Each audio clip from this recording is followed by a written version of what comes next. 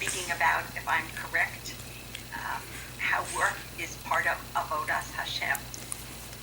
Yes. Okay, thank you, Mom. Thank you for introducing. I'd like to welcome everyone who's here. I'd like to welcome my mom, who's in Connecticut. I see in the upstairs bedroom with my grandma. Baruch Hashem, I got to see my grandma yesterday. I'd like to thank my dad for coming in here in person. And I'd like to thank all of our regulars. And I'd like to thank my chaver, Mordechai Elephant. Baruch Hashem, I got to see him at Swilly Wittke's Chasana on Sunday in Atlantic Beach, New York. And it's a privilege that Mordechai decided to join before he goes to Shav Brachas tonight. I'd also like to welcome Benaya, from who I know from Young Israel Sharon. Benaya is listening in between putting his kids to bed, so thank you for joining. Okay, so I'd like to begin by talking about some perspectives of working. The Shulchan Aruch in Siman Kuf Nun Hey and Kuf Nun Vav tells us that there are four steps. There are four steps to our morning routine. One is davening Shachris. 2 is eating breakfast. 3 is learning Torah. And 4 is going to work. So we can think about some of these activities about how they can be meaningful. Certainly davening to Hashem, that Hashem is listening to our tefillos, is meaningful. Eating breakfast, if we remember what Rabbi Beer, who we'll speak about more later, taught us in Cheshvan about eating mindfully and enjoying the food on Shabbos. I spoke to Rabbi Miller, who used to be the Rav Eitz Chaim, and I was there at the Shabbos, and he said, it's a chiyuv, it's an obligation to eat mindfully on Shabbos, but during the week it's just optional. So if a person eats breakfast mindfully, thanking Hashem for the food, that could be meaningful. Certainly learning Torah, understanding the words of Hashem could be meaningful. But what about the last stage, going to work? Is that something that a person can derive meaning from? I'd like to, is that David's iPhone, is that David Kaziv? I think that's David. No, it's David Weiss. Oh, David Weiss. Thank you, David, for coming. David's one of my chaverim from Woodmere, from the 5 towns. It's a privilege that he was willing to join. So something we can think about is working a separate portion of one's life, meaning a person has his portion of serving Hashem and then a portion of working, or is working part and parcel part of one's Avodas Hashem. Rabbi Beer poses the following question. After an uplifting Shabbos, and we can think about what Shabbos is, what Rabbi Beer told us in Cheshvan, how Shabbos is focused on what's true and meaningful in one's life, the true values. So how can a person go to work Monday morning with zrizas and be eager to accomplish his task and not feel like it's a slog or it's some sort of a dichotomy from what he achieved on Shabbos? So I'll begin by quoting from my Reshiv of Moshe Zev Katzenstein. Rabbi Katzenstein says, I asked him, what value does one have in working? And one answer he gave was with the money that's earned. For example, if a person works and earns money and therefore is able to support himself, his spouse, his children, and they're able to be mekayim, to fulfill many mitzvos and learn Torah, this adds value to work. Certainly if a person is giving tzedakah, supporting Talmud Torah, supporting Torah study, donating to a shul, this can also add value to one's work. So I'll now quote from a sefer that Rabbi Beer, Rabbi Naftali Beer, the big 2 zeros. He has 20 questions that he came up with, and Rabbi Beer gives questions and answers to these questions in life. And one section he writes is about working and what is one's approach in pursuing a parnasa. I'd like to welcome my brother, Mr. Ben Monat, joining from Belchertown, Massachusetts.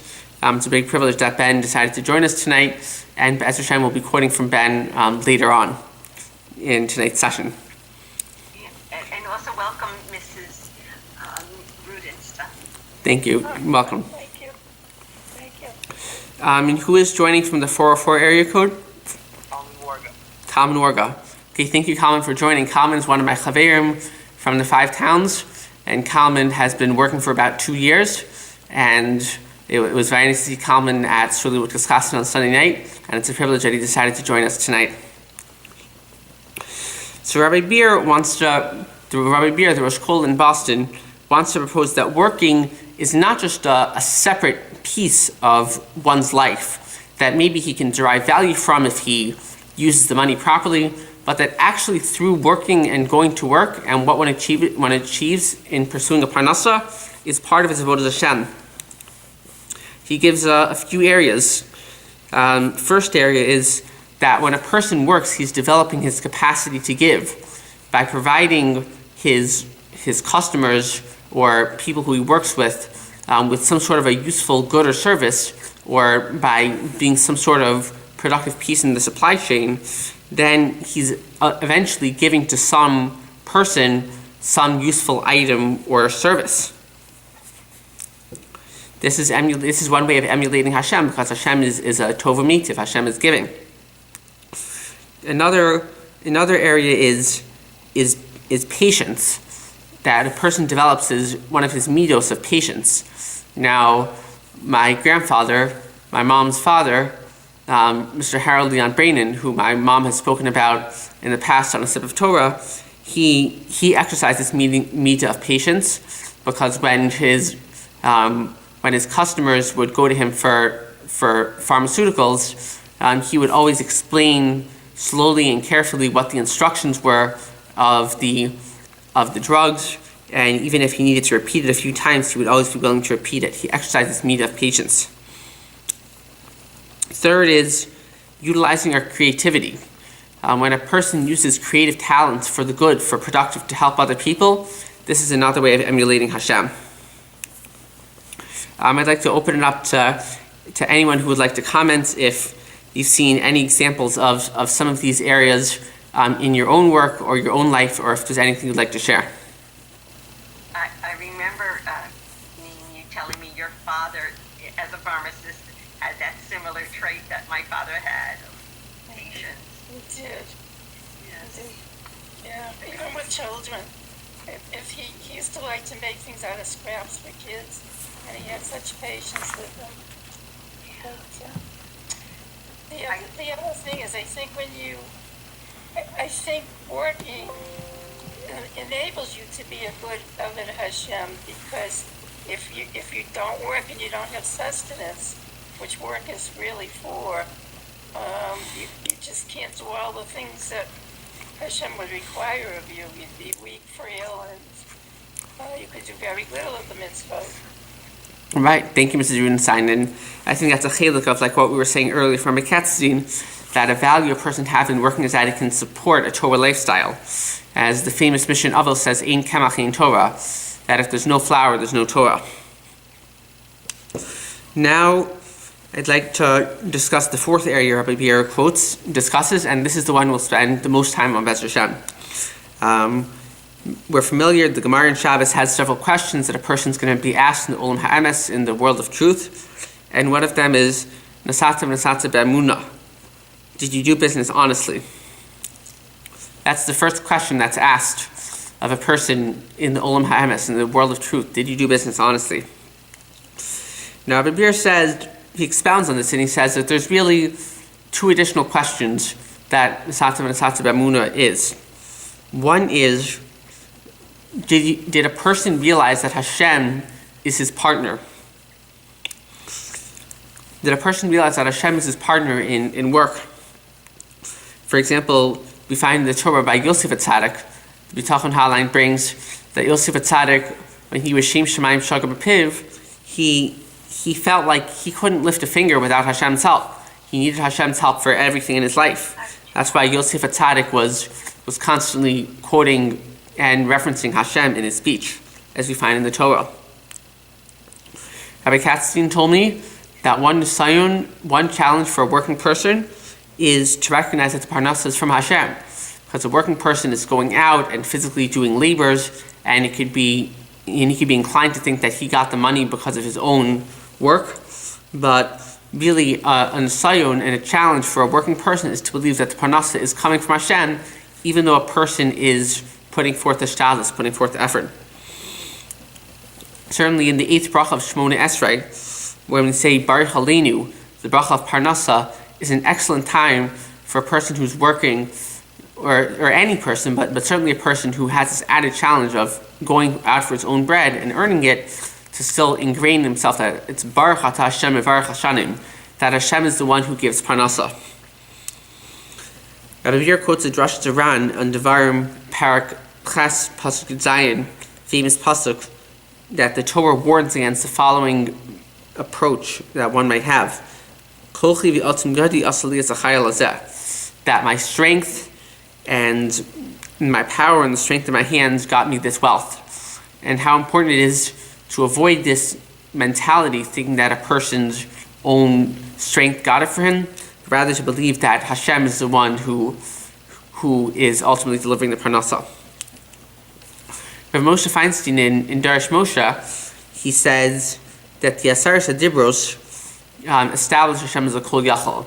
Throughout Sefer Shemos, we saw the Esser Makos, the 10 plagues, then Kriyas Yamsuf, splitting of the sea, and the whole Maimon Har Sinai, the establishment of Har Sinai, the events that happened at Mount Sinai, and these demonstrate that Hashem is the Kol Yachol, is fully in charge. Then after that, we have Parshas Mishpatim. Parshas Mishpatim is all the parsha of interpersonal relationships and working in business. So Rav Moshe says that once we've established from the Asaras HaDibros that Hashem, from Sefer Shemos, that Hashem is a Kol Yachol, that Hashem is fully in charge, then a person can go out to work Parshas Mishpatim, and he won't feel the need to cheat or steal, because he'll know that Hashem is the Kol Yachol, Hashem is fully capable of finding parnasa, and he doesn't need to cut corners in order to earn his bread. Now, the second question Rabbi Beer says that is part of Nasatim and Satim B'Emunah, did you do business honestly, is, did you emulate Hashem? Does a person emulate Hashem's meat of emes? We're familiar, we say in davening, Hashem Elokechem emes, Hashem your God is truth. And did we emulate Hashem in this way? Rabbi Beer has a shtel by Gaiva and a Nava. So Adam Harishon, Rabbi Beer says his issue was that he had Gaiva, he had arrogance. So therefore the tikkun, the fixing for Adam Harishon was B'zeh sepach toch halechem, another famous pasuk, by the sweat of your brow will you eat bread. Rabbi Beer says that when a person works honestly and he puts forth his effort, this is, even though you might think that working and achieving is a siba for gaiva, for arrogance, Rabbi Beer actually says it's a siba for anava, for humility. So therefore Adam Harishon needed to go out and work and earn a parnasa, and therefore he would be zocha, he would get the meat of anava, the meat of humility. I'd like to talk about the interplay between being Adam L'makom and Adam L'chaveirov. I'll quote from one of my Rebbeim from Or Sameach, Rabbi Naftali Reich. He wrote a Dvar Torah recently, and he contrasts Parshas Yisro versus Parshas Mishpatim and Parshas Truma. So he says Parshas Mishpatim, Parshas Yisro, where we received the 10 Commandments, and we had Maimon Har Sinai. That was like the marriage between us and Hashem. That was where all the potential was developed. Then Parshas Mishpatim, where we have being Adam L'Chaveiro, and how we're being told to be careful with our friends' money in so many areas, when like not causing damage with animals, with pits, treatment of slaves, treatment of maidservants. So that's putting all of the potential that we had in our marriage to Hashem into reality when we're careful with other people's money. And he tells it true also Parshas Truma, when we're makbid and be careful to build the Mishkan according to all the specifications. That's putting in the Bein Adam L'makom, the between man and Hashem aspect very clearly, and bringing that to fruition. Parsh Mishpatim is where we put all the inspiration, like we spoke about earlier from Rav Moshe, all the inspiration from Sefer Shmos of the 10 plagues and the splitting of the sea into the mundane, into the treatments of the lowest people in society and our fellow man. We put the inspiration of Sefer Shmos into the grub, into the mundane.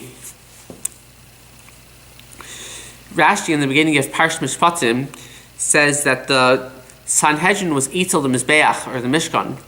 The Sanhedrin, the place where law of the marketplace was adjudicated, was next to the Mizbeach, the altar, or the Mishkan, the tabernacle. I was speaking with some of the Talmidei Chacham of Boston about this Rashi, Rabbi Chanan Fontak, Rebbe of the Masifta of Boston, and of Milo Horowitz, the son of the Boston Rebbe. They both gave me a certain mahalach about this Rashi. But I'll say over the mahalach presented by Rav Gedalia Shor in the Archel Chumash. Rav Gedalia Shor says that really the Sanhedrin and the carrying out of business law and the Mishkan or the Mizbeach, where Bein Anan Lamakom, where between man and Hashem is carried out, is really one entity. It's really all the same. That and the kedusha, just like the kedusha, the holiness of the Mishkan and the Mizbeach is present, so too there's kedusha, there's holiness in the marketplace.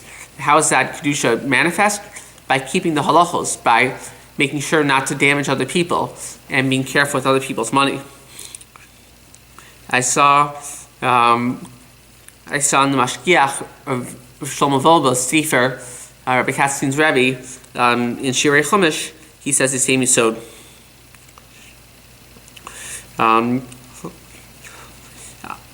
I'll quote from Rabbi Kalamer, Rabbi Baruch Kalamer, the son of the famous Rabbi Yehuda Kalamer from West Hempstead, New York. My Rebbe, Rabbi Baruch Kalamer, told me a teich of a medrash from Rabbi Yisrael Salanter. The medrash says that Chanoch, who was a shoemaker, one of the early figures in the Torah, was Miyachid Yehudim. Now, the Hasidim say that Chanoch was Miyachid Yehudim because he actively thought about Hashem in his work. Like while working, he was thinking about Hashem. And it could be there's some room for this in the literature farm, because in Nefesh HaChaim, Shar Aleph, Usches, the Chaim Volozhin, he seems to say that maybe a person should do something similar to this. But Rabbi Yisrael has a different mahalach. Rabbi Yisrael says that how was Chanoch Miyachid Yechudim? He was Miyachid Yechudim because as a shoemaker, he made every stitch tight. Since Chanoch was making shoes and he made sure to make every stitch tight, that's the way that he was making Hashem's name one. And I had this reminder when I was cutting my dad's hair last week to cut the hair evenly, make sure to cut all the hair and not cut off any ears. The marketplace is just as regulated as the Mishkan. Just like the Mishkan had very specific rules of how it was to be built, so too the marketplace and business halacha has very specific rules. Talmidim spend years learning Chosh and Mishpan and Seder Nezikin, all of business law. Rabbi Gerkel, the Rav Stoughton, quoted me Chazal who say, "Ein hashchina shover ela b'dal ramos shalacha," that the Shechina, the divine presence, is only found within the prisms of when Jewish laws being kept. And I was speaking today with one of my rebbeim from Muncie, Rabbi Daniel Feig, and he quoted me a similar memory from Brachos Daf Ches, Miyom Shachar Beis HaMikdash, from the day that the Beis HaMikdash was destroyed. Ein lo Kadosh Baruch Hu ba'olamo, Hashem didn't have in his world ela arba amos shel halacha, except the four handbreadths of halacha. So this is a very similar statement that says that Hashem is found where halacha is being kept. So we can see from here that when we are working and we're keeping the halachos and we're being careful with other people's money, then we're bringing ourselves into the Dalet Amos Shel Halacha, the prism of halacha, and we're being zocha, being merited to Hashem's presence. Rav Moshe Feinstein in Igris Moshe, Yoredei Chilek Dalid, Simon Laman Zayin, Osir Chesh. He says that any person who's working, it's important that he should familiarize himself with basic areas of business halacha.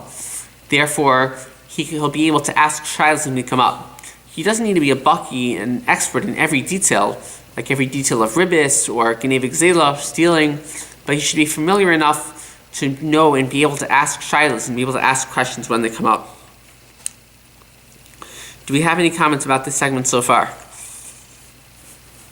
I think, Yoni, when I heard the rabbi's story about the shoes, it said also, it might have been a different rabbi, a similar story, but with every single stitch that he did, he felt joy for that particular stitch, because in the end he knew that his work was going to protect from danger somebody's feet. And he knew he was serving as Avodat Hashem.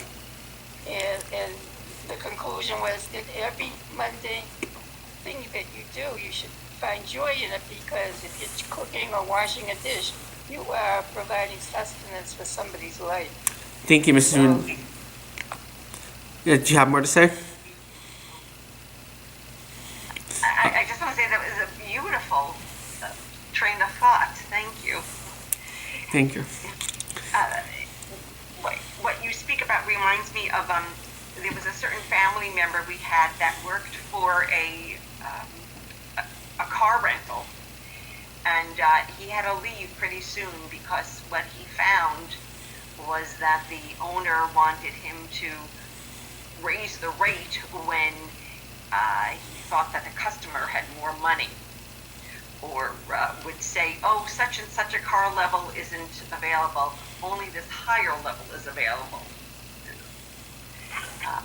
When the lower level was really available. So that it's so important to be honest with the customer, and you're in a pickle if your boss is telling you not to be, but that's when you probably have to leave your job. Thank you. And thank you, Mrs. Rudenstein, for your comment.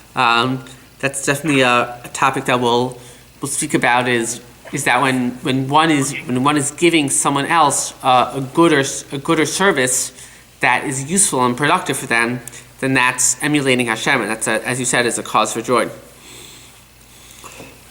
Rachel, is that you from the 347? Yeah. Okay, Shkayach, thank you. Rav Mechel Jacobowitz, my chaver from the Five Towns, who Baruch Hashem I was zocheh to see on Sunday night, is joining us. Rav Mechel is on his way to Shir to help him train him to become a Rebbe. So B'ez Hashem, Rav Mechel will be able to use some of these approaches that we'll speak about in his future career of being the Yasser Talmidim. Thank you. Shkayach. So Rabbi Beer points out that on the topic of respecting other people's money, that there are potentially so many ways that a person could cheat his employer, his coworkers, or customers. One way is by overcharging. A person could potentially say that more time was spent on a project than actually was, therefore making the customer pay more money. Another is using time on the clock for personal uses, whether that's private phone calls or online shopping or social media. Another is using, this is like a very small example, but it could be true. If the company has postage stamps and a worker would take those stamps and use them for personal use, this could be stealing. Now, I'd like to point out that in halacha, there's a big difference between different types of workers. One type of worker is a poel. A poel is someone who works for the hour. Now, in the times of the Gemara, the bosses were very makbid. They were very particular that a worker would work 60 minutes on the hour, and therefore they weren't allowed to stand up for Tumin Chachamim, and other very small uses of time were not allowed. But nowadays, the poskim say that employers are not as makbid, they're not as particular, and people are allowed to, a poel is allowed to work, to use certain small amounts of time here and there for personal uses. Then there's a kablon. A kablon is someone who makes his own hours and works for the job. So certainly he's allowed to take breaks whenever he wants. And then there's a third, like kind of a hybrid, someone who's required to work a certain number of hours per day, but can choose those hours. So he also has more flexibility on making his time. But it is true that if someone is on the clock, it's appropriate that he should be devoting, in general, the time for work. The Mesil Shasharim says that if a product is deficient or is old or worn out, and the seller does some sort of external fixes or makes the item look beautiful, then this is considered stealing. From the Gemara in Baf Metzia Daf Samach and Beis. However, if a product truly is worthwhile and valuable, and the seller just brings out the true beauty in the product, this is permitted. On the topic of postage stamps, it's a handle in halacha. It's discussed if Gneva Gzila Pachim Sheva Prutza is considered Gneva. Is it considered stealing if a person steals less than a Prutza? I spoke to Rabbi Shabbos, the posik in Muncie. He says that 10 cents is definitely a Sheva Prutza. So a postage stamp, which is worth 49 cents, is definitely more than a Sheva Prutza, and therefore stealing a postage stamp would be stealing according to all opinions. The Mesil Sharim points out that whether stealing time or stealing items is the same thing, and both are permitted, both are prohibited. And he says that having a emunah, belief that Hashem is a kol yachol, that Hashem is providing for him, that will enable a person to be omid in the sayon, will stand up to the challenge more easily. Does anyone have any comments or examples for how we may need to be careful about stealing either time or money when we're working? Just as a social worker, you can't afford not to listen, because so much of the work of counseling is understanding what the person's saying and in between the lines as well. So it takes a lot of concentration. That's what I'm saying. I wouldn't ever think of not doing that. Okay, thank you. Yeah, you're welcome. Okay, Machal? So there's one question that's not directly, but what about if somebody else would be calling somebody during their work hours? Do they have to consider they might cause them to stop on the course of phone call, or would you have to?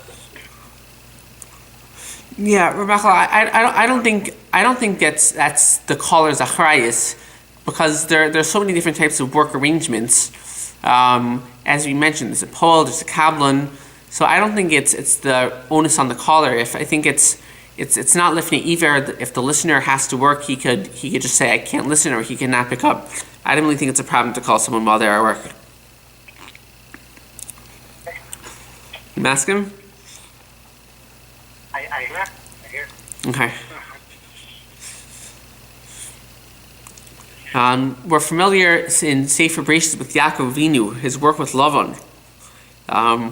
Even though Lavan was totally out to steal him and cheat him at every interval, but Yaakov worked totally scrupulously and honestly. Not only did he keep the Mikra Hadin, he worked during the day while it was hot, he worked at night when it was cold, he didn't sleep much, and when there was a loss to one of the animals, he would pay for it. And he even practiced Hasidus, because when an animal was not his fault that it got lost, he would still pay for it. Rabbi Beer brings a medrash that Yaakov Avinu's work was on a higher madrega than the Torah of the Avos. And this is a hard statement to understand, but the medrash says that Yaakov's work was on a higher madrega than the Torah of the Avos. I think the pshat is, like we say in the Mishnah Avos, Parak Aleph, Mishnah Yitzayin, V'lo medrash v'ikr ela ha'meisa, that it's not the learning which is the primary, but rather the acting. And similarly in Avos, Parak Dal, and Mishnah Vav, the Mishnah brings out that Lomod Amanas Lasos, that learning on account to do is on a higher madrega than just learning. Yaakov Avinu was someone who's Yoshev V'cholim.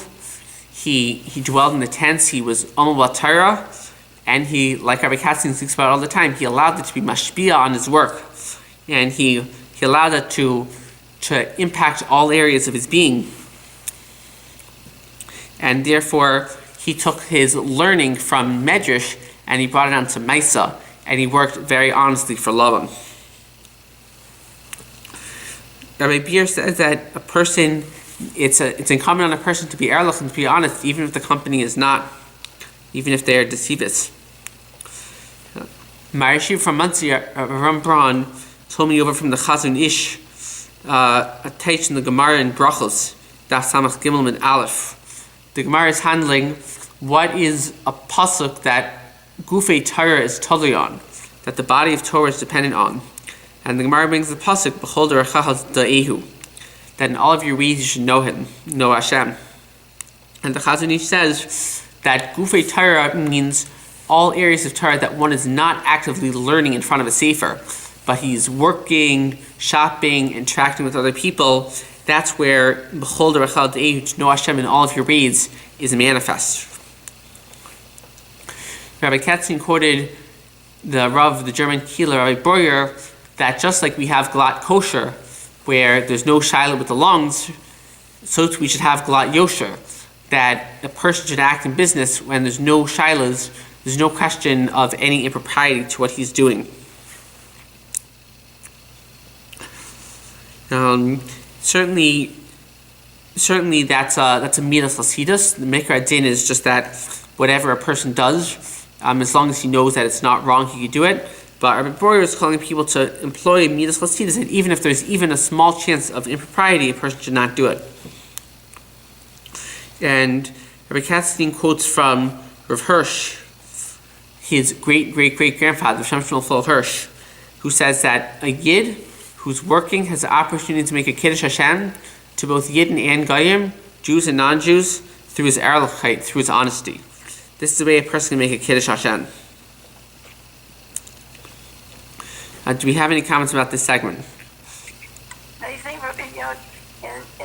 sometimes in business, especially in offices, people think it's okay to take a paper clip or an elastic. I don't know where that falls into it, but to me it seems like stealing, because over time little bits add up too. That's true. I mean, I'm sure it depends on the arrangement, because it could be that an employer is not going to be makbid, it's not going to be particular about small losses. The example I brought about a postage stamp was in a situation of a work environment that it's understood that the boss does not, or the company does not want the employees to take even small items. But if they would be allowed, then certainly the company has the right to not be makbid and to allow small items to be taken from the company. Colin, do you have any? I'm sorry, Mom? No, I was just thinking about a local jewelry store. It always used to have a bowl of candy, and the customer would take as much as you want. But I'm sure that was part of the budget. Right. I mean, that's also a business tactic. And the Mesil Sharm talks about whether such an approach is appropriate. Better the jeweler than the dentist offering the candy. Kalman, do you have any examples from any of what we've spoken about from your work? I mean, all the general principles apply, especially with like spending time on other things. Like there's plenty of examples in work. There are fewer, by being an accountant, there are fewer opportunities than you think for stealing money. But there are plenty of ways to cut corners, even if it's not actually changing something about the money. You can cut corners in your work or do other people.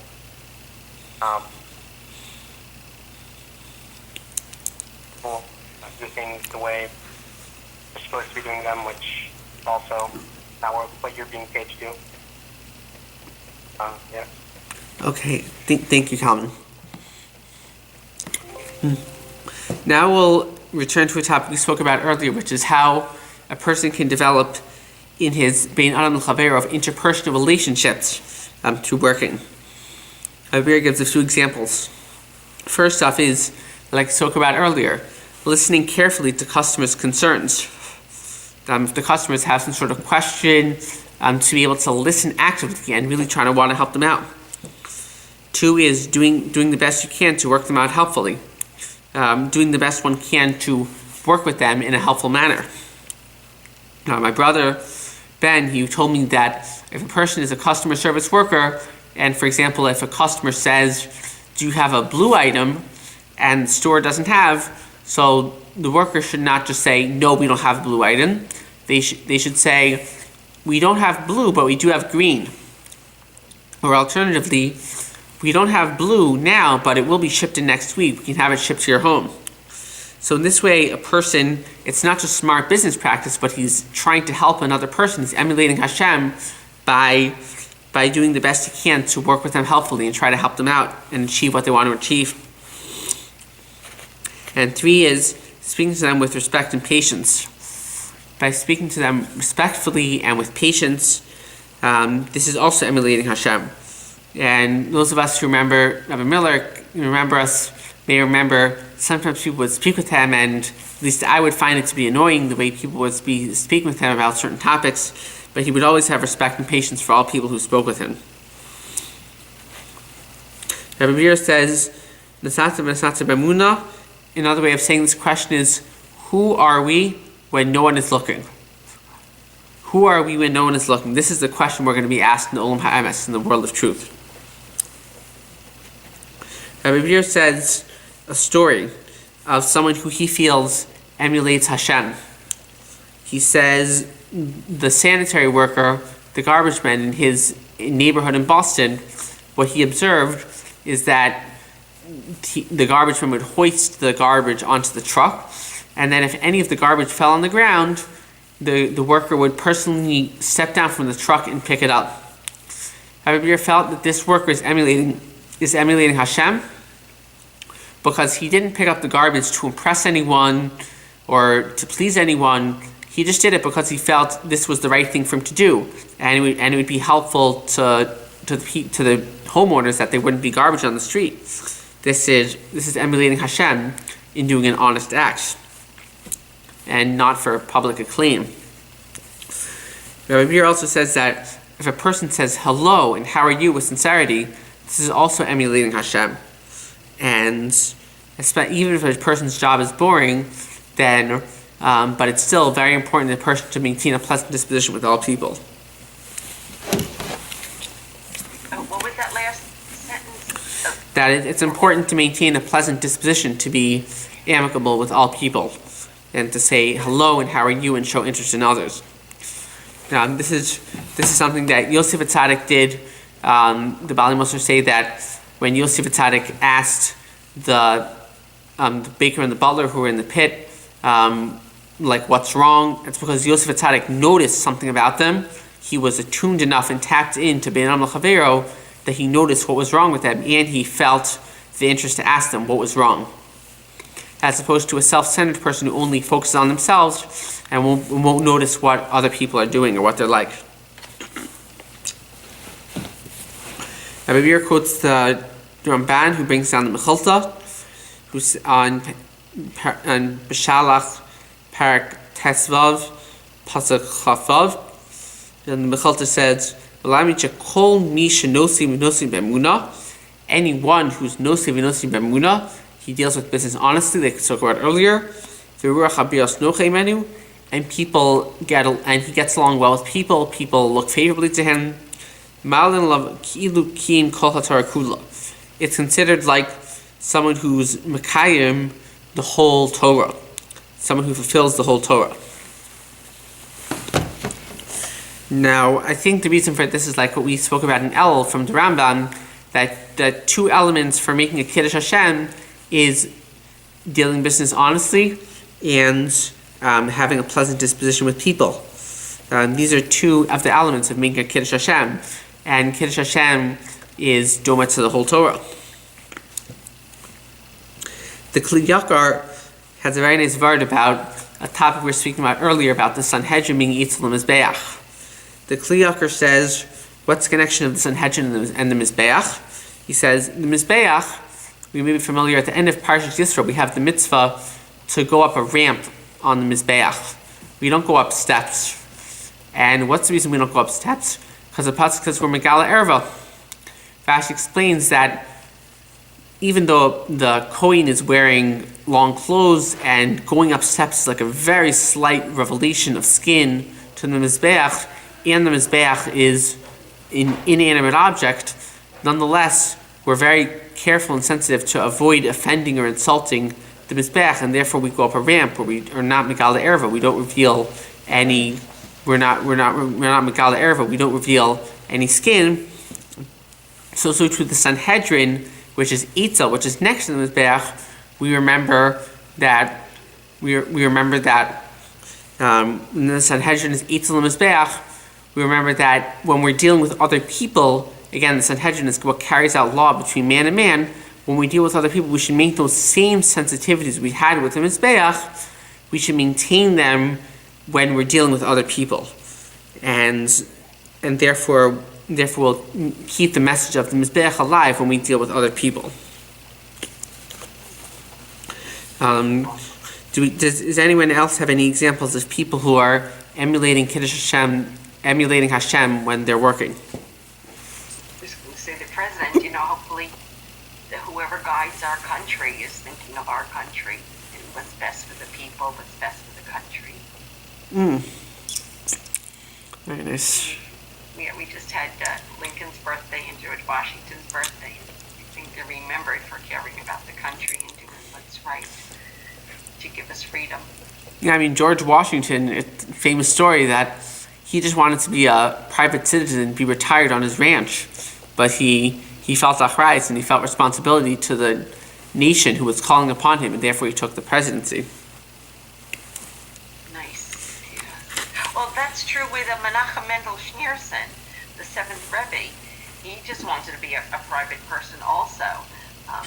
And after his father-in-law died in 1950, who had been the sixth Rebbe, so many people, like from all the congregants and all over the world, asked him to take on the role because he had married the sixth Rebbe's daughter. He didn't want it. But I guess on the first year anniversary of the father-in-law's death, he did accept it finally. And, yeah, I mean, Chabad rabbis don't retire; they're there for life. It's their congregation. I had this chus of learning the Maral with Rabbi Yaakov Lubyanka from the Five Towns on Avos Parak Dalid Parak Beis Mishnah Beis about Torah Im Derech Eretz. The Maral says that working is a tikkun haguf, is a fix for the body. This is a different mahalach, a different approach to Rabbi Bira. Rabbi Bira has been advocating that a person is working on his midos and developing his neshama when he's at work. The Maral says that when a person's working, he's doing tikkun haguf. He's fixing his body. And Rabbi Yaakov Lubyanka, he was telling me that when a person is working on himself, he's not only working on areas of weakness, but he's also working on developing areas of strength. Rabbi Miller, who used to be the Rav in Sharon, last time I visited Baltimore, 2 times ago really, now about 2 years ago, he taught me the pasuk from Eov, Parakeh, pasuk Vav, Adam la'amal yulad, that a person was born to do work. Rabbi Katzstein told me that this is what the Maral meant, that a person is, by working, he's bringing his body into a productive state. And if a person doesn't work and he's just idle, then his body becomes counterproductive. When I visited Rabbi Miller at Baruch Hashem this past Shabbos, we were discussing the Mishnah in Ksubis, Daf Nun Testament Beis, which states, Batal Mevi Ali Shimam, which is usually translated as being that idleness brings into craziness. That if a person's idle, he'll go crazy. Rabbi Miller was telling me that it's not necessarily true that if a person is in overall state of idleness that he's going to go crazy right away. But Rabbi Miller did tell me that if a person is in overall state of physical and mental idleness, where he's not being productive, then over time he will have long-term negative mental health ramifications. For example, he said this exact example that lo aleinu, a person could bring upon himself early Alzheimer's if he's in a total state of batala and idleness. On the contrary, if a person is active and he's mentally and physically sharp and he's doing his best to stay in the game as much as he can, then that'll be a shmir for him that he'll be physically and mentally well in the future. I'll close with the following summary. Rabbi Katzstein on Devarim, Parak Lamed Gimel, Pasuk Yud Ches, the pasuk says, "Smach Zevulun b'teisacha v'yisachar bo'alecha." That Zevulun, who's supporting his Sachar in learning, Zevulun, when he's going out to do his selling, he'll have the same degree of simcha, Rabbi Katzin says. He'll have the same degree of simcha as his Sachar when he learns Torah. And this is because Zevulun is working l'shem Torah, for the sake of Torah. Will bring him the same simcha as his Sachar's learning. So let's analyze what the various approaches for how to bring out simcha. So one, we talked about if a person works and he uses the money to earn for Avodat Hashem for himself, his family, or other people in Klal Yisrael, this could be a siba for simcha. A person realizes that he's working and he's helping support and facilitate Avodat Hashem, service of Hashem. This can be a great cause, a great feeling. If a person develops himself while at work, when he's living with Hashem, having bitachon, believing that Hashem is with him, and that Hashem is supporting the parnasa, if a person acts with honesty and avoids stealing time or money from other people, and a person develops himself with interpersonal relationships, so knowing that a person is working on his neshama and developing himself as an Eved Hashem, this could also be a ksiba for simcha, a cause for simcha. And third, if a person realizes that when he's working, he's makayim the pasuk Adam lo megdulod, that a person is doing what he was born to do, then this could also be a cause for simcha. Do we have any comments about this segment? Yoni? Yes, Dad. You want to come to the computer? All right, my dad is going to come to the computer.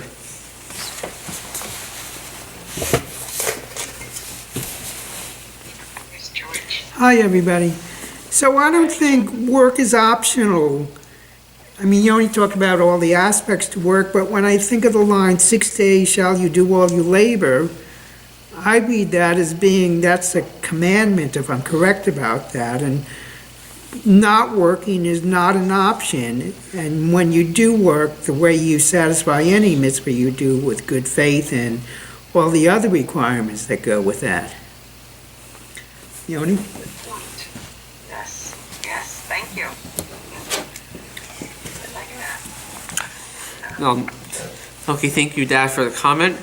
I once asked Binyamin Shulman from Muncie about pshat in this pasuk Sheishis Yamim Tavod, and he told me that it actually is a reshus.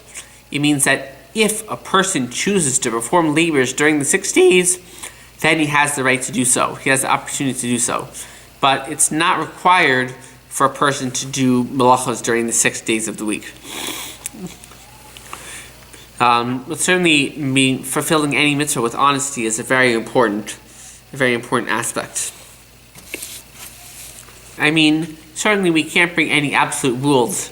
We're not Nevi'im, and we don't know exactly why Hashem does certain things with certain people, but we can draw klolim and general principles. I've heard many people say that, my family knows one person who used to live on our street who retired and died shortly thereafter. And some people say that it's because some people upon retirement don't have as much stimulation or purpose of life as when they were younger. Moshe Rabbeinu, he was full of vigor even when he was 120 years old. And I think a reason for that is because he had a purpose of life and he felt that he had an important role to help the Klal Yisrael.